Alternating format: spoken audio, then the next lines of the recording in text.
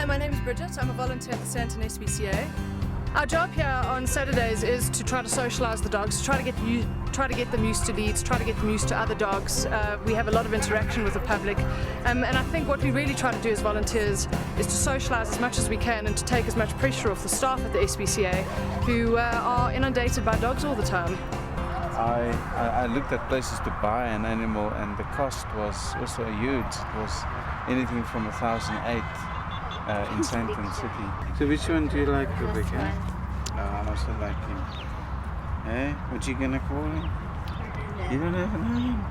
No. There's a single female in a kennel at the back here. I'd like to introduce her to other females. She's a little bit nervous, so I'm going to go and get her now.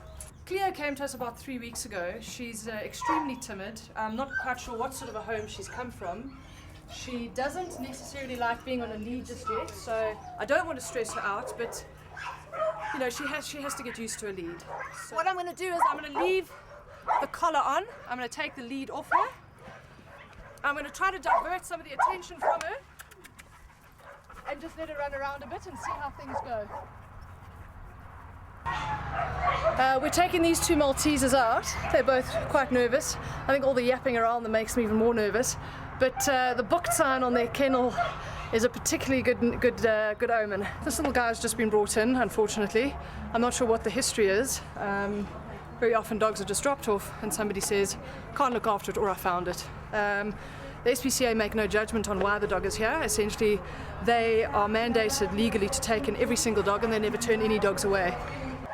Very often on a Saturday we'll have new volunteers that come and join us. So we walk them around the kennels, we give them a bit of background, and then we generally start them off with pups or the smaller dogs. It's very important to train because the volunteers are an interface with the public, and what we need to do is make sure they understand the process and that they know how to handle the animals properly and that they abide by the SPCA rules. For example, if a dog is on treatment and it's marked do not walk, you can't have a volunteer taking it out and running with it that it might pop its stitches, for example. If a dog might be contagious, the volunteers need to understand that it can't be mixed with other dogs. And as I said, most importantly, they need to understand the SPCA, how it functions, what it's all about, so that they can go out there and be one of our many voices to the public. Why did you join us today? Well, I've always enjoyed working with dogs, and since I was in Johannesburg, I can't really have a pet at home because I'm hardly ever at home. So when I can come here and work with as many dogs or cats as I want. Oh, it's good for the soul.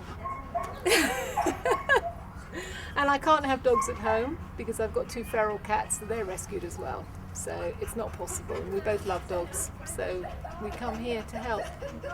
You know, do what we can, really. Heartbreaking sometimes. You want to take them all home, but at the end of the day, at least you do what you can on a Saturday. If a dog is particularly nervous, you'll know the minute you go into the cage. Sometimes before you've even entered the cage, you get a sense that it's a no-go zone. If that is the instance, then I always refer to the staff at the SPCA and ask them if they can give me a little bit more insight into the dog. And I'd rather walk away than A, agitate and stress the dog out even more, and B, be bitten. He survived for 5 years on his own. That is why he's nervous, because he used to go into complexes under the gates or through the gates when a car went in and never be seen. He used to hide in the shadows, and I fed him whenever he came to me. It's quite a nice dog, man. Yeah. It's a nice dog. We'll get it home. We must just give him a chance. So essentially this is the meet and greet cage. So what will happen is a member of the public who's chosen a dog and wants to introduce it to their dog will bring their dog, we'll put their dog plus the chosen dog into the kennel over here, and we'll see what happens. If there's alchemy, bonus. If there's not, then we have to go back to square one. Has your Labby had a friend before? No. Okay, well then I think that this sort of interaction is expected, and the little guy doesn't seem to be showing any signs of aggression, so it doesn't look like a bad partnership. Okay. And this little guy seems to be lively enough to be able to handle himself. Yes. the best possible thing that you can see as a volunteer is a dog being adopted.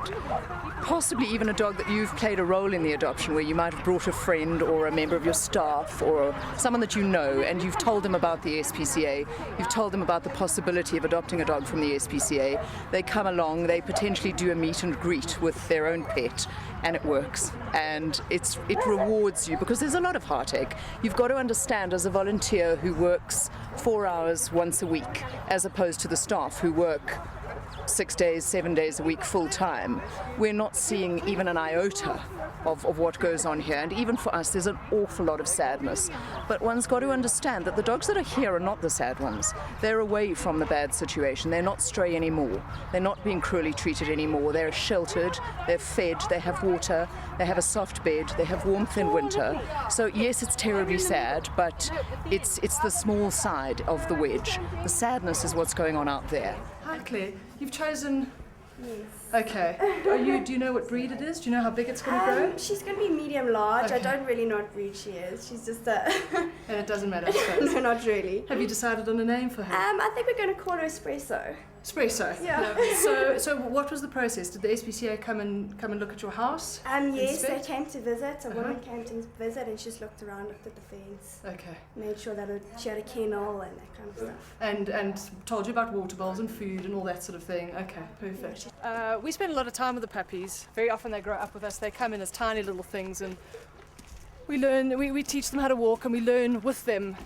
So often when a puppy goes, I know it's going to a great home, but it's always a bit sad to say goodbye.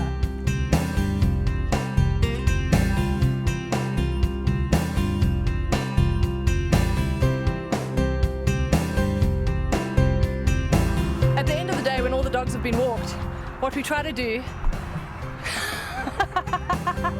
at the end of the day, when all the dogs have been properly walked, what we do is we get some dogs that we know the alchemy is good, and we let them off the lead, and they all just run around in the paddock, and this is really the closest thing to heaven, because they're all just doing what dogs do, which is